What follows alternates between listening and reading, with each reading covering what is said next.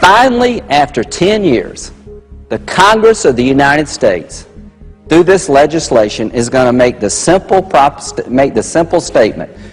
proposition that under the law of war, you can be held as an enemy combatant indefinitely.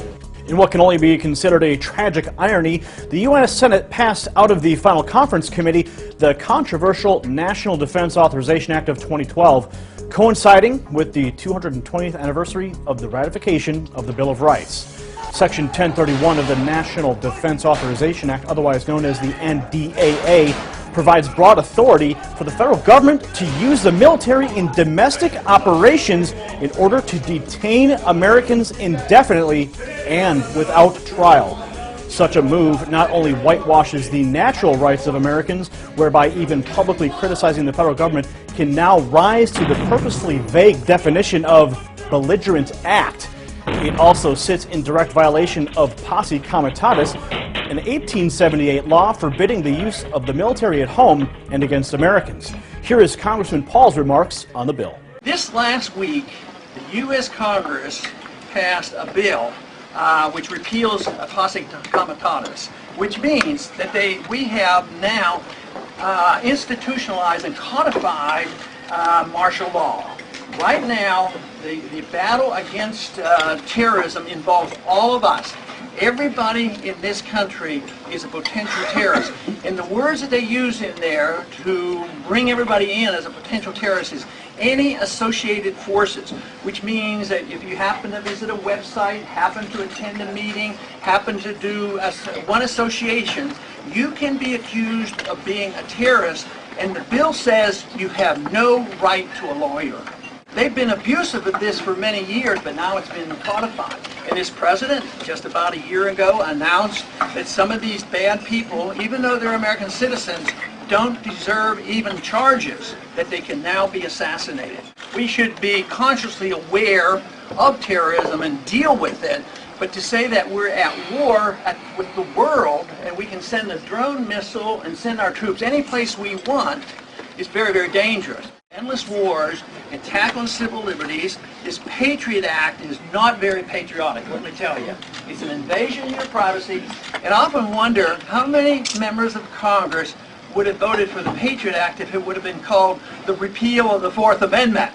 Big government is alive and well, but the grassroots are waking up. As Congressman Paul stated, the bill requires absolutely no supporting evidence to issue the order of detention, instead leaving it up to the whim of the executive branch to act as judge, jury, and in some cases, having already decreed the power to assassinate Americans earlier in the year, executioner.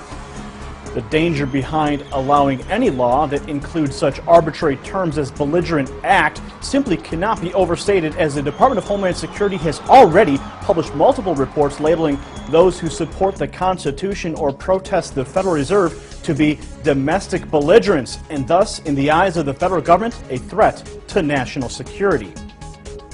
Even more disconcerting is the level of pompous disregard elected members of Congress show as they arrogantly eradicate the founding principles of America, trampling upon the very ideals that helped spark the first American Revolution.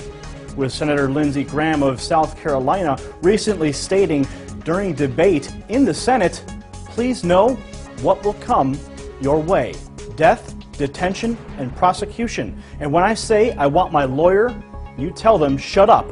You don't get a lawyer."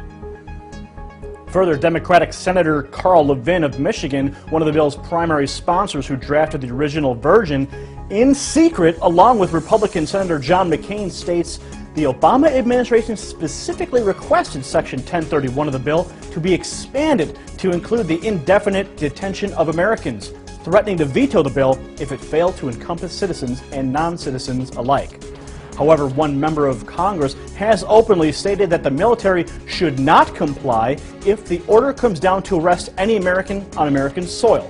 Here is Representative Justin Amash last night on Fox Business' Andrew Napolitano's show, Freedom Watch.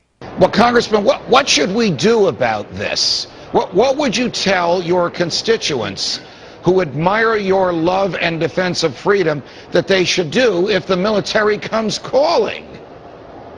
Well, I don't believe that they should comply with any sort of detention attempts on the homeland here. Taking American citizens from their homes is outrageous. And so I believe no one should be forced to comply with that.